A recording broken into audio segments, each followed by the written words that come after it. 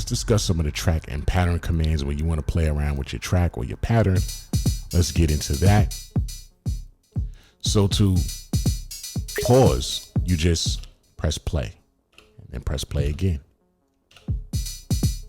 Pause, press it again, play. To stop all sounds, you hit stop twice. So if you have any sounds that ring out, let's say you hit the stop twice. Okay, let's talk about the undo. So we have this kick here, and let's say I want to clear that. I'm gonna do function clear, and it cleared that sequence, but oh man, I didn't mean to clear that. I wanted that. So I'm gonna just repeat the same pattern again, function clear, and it's going to bring the pattern back. That is undo. Let's talk about the copy. Let's say I want to copy trig 1 to trig 13. So I'm going to hit the trig 1, track, copy, which is the record key. And it just copied that trig 1. Now let's talk about the paste. I'm going to paste it to trig 13. I'm going to hit the trig 13 and I'm going to hit track, paste, which is the stop trig. Let's do that again. Let's clear it. I want to copy trig 1 to trig 13. So I'm going to go trig 1, hold track, copy, hit trig 13, hold track, paste, and now it's here. I want to clear this trig. I'm going to go to the trig, hold track, press play, which is clear. And now it's no longer there. All right, let's go a little deeper into the clear. Let's say I want to clear this grid here, which is the kick. I don't like that grid. Now, of course, I can just punch it out if I don't like it and do it again or do whatever I want to put in, right? But let's just say I put something in and I don't like that. So to clear that, I'm going to hold function clear, and it just cleared that sequence. And remember, if I want to undo that, I'm going to do the same thing again. But I want to clear it and it's gone. And then I can just punch in whatever I want again. I don't like that. Clear it again. Let's go one deeper. Here I have a pattern. That same kick, I don't like that. Out of grid mode, I'm going to do the same move. Function clear, and it's going to clear the pattern or the sequence, and you see it on the screen, cleared one sequence. Oh man, I messed up. I want to bring it back. Repeat. And it's going to bring back the sequence. But for purposes of this example, we're talking about clear. So to do that, function clear. And you do that out of grid mode. So out of grid mode, you're going to clear the sequence. When you're in grid mode, you're going to clear the grid. You're working on a pattern and you want your performance to be quantized. To make sure that it's quantized, you're going to hold record and you're going to hit the play button. And you'll see this says live record quantize. If you want it unquantized, you're going to hit it again, hold record and hit it twice. And now you see it says live record unquantized. When it comes to quantizing, you can even go deeper than that. If you want to go deeper, you can quantize by track, these trigs here,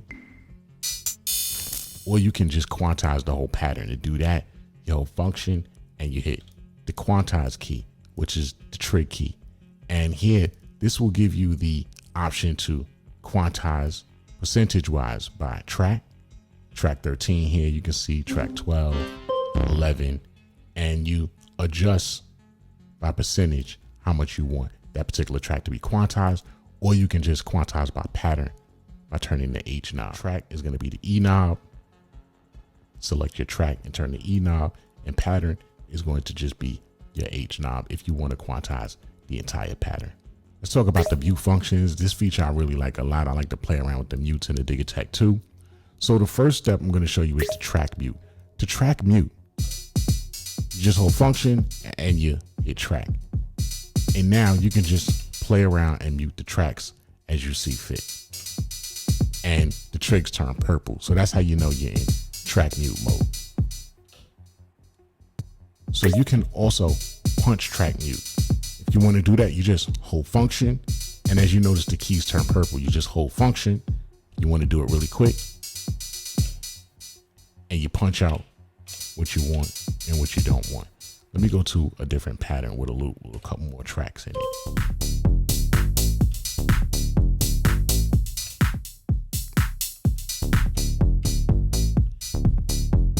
That's your track mute.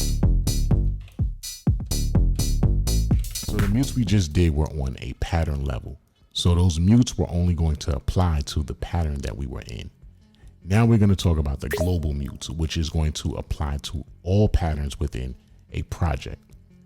You're going to know you're in the global mute because the trigs are going to turn green.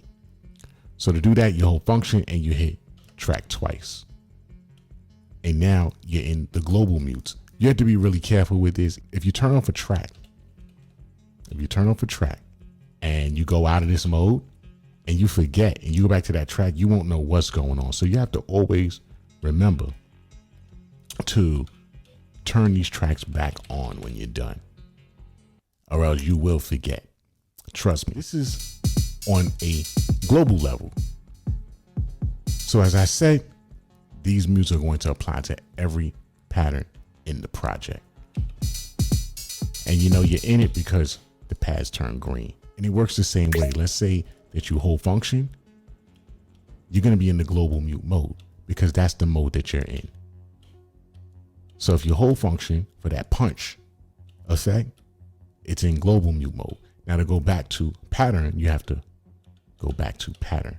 And then when you go out of it and you hold function, you'll be back in the pattern punch mute mode. To turn the volume down or the velocity on these tracks quickly, you can just select the track and then turn this level data wheel here, and that will adjust your velocity or your volume for that track. And you'll see on the screen it says track level. And there you have it.